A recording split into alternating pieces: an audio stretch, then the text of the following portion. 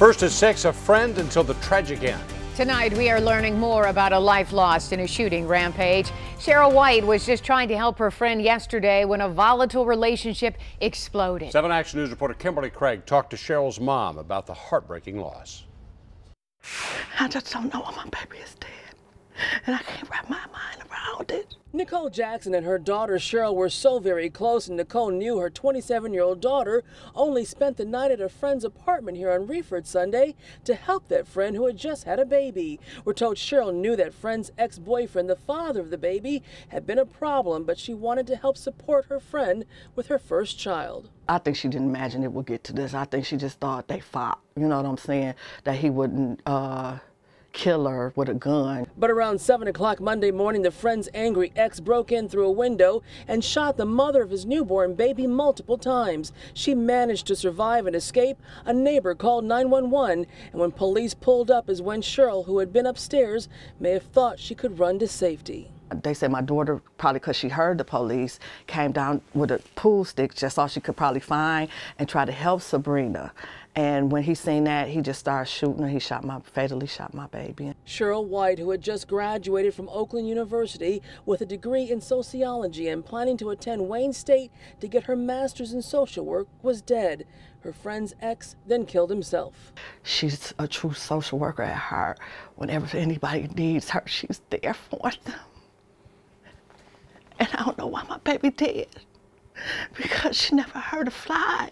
Cheryl was a counselor at a women's rehab facility in Detroit.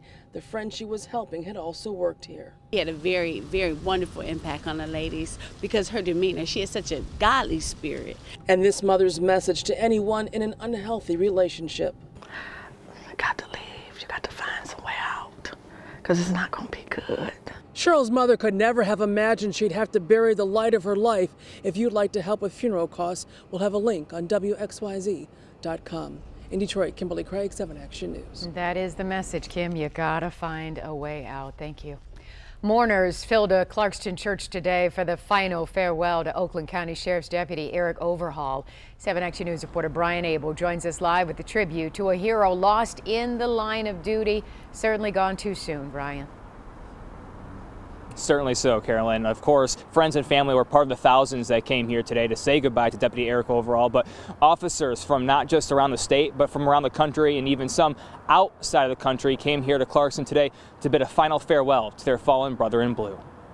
And as a brother, overall family man, police officer, gave his all to the community, literally gave everything up for the community.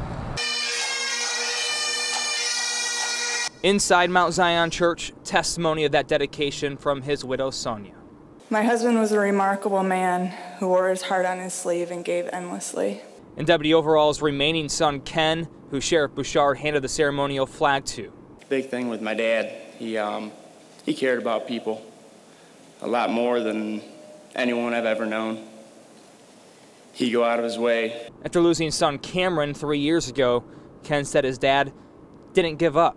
And the only ounce of comfort that I can find in losing my husband too soon is just knowing that he is with Cameron right now. Deputy Overhaul's other family, now ready to carry on his legacy of helping others. Eric, we pray for your well-deserved peace and comfort for the family and all that you love and who love you. And we would just say with that, Eric, rest easy. We'll take it from here.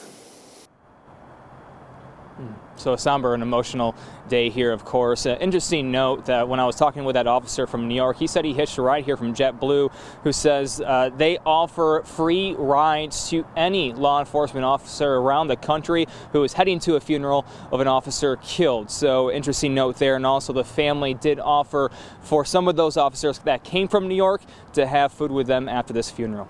Reporting live in Clarkston, Brian Abel, 7 Action News. Yeah, they're going to need a lot of people around them right now. Our thoughts and prayers certainly to that entire family. Thank you so much, Brian.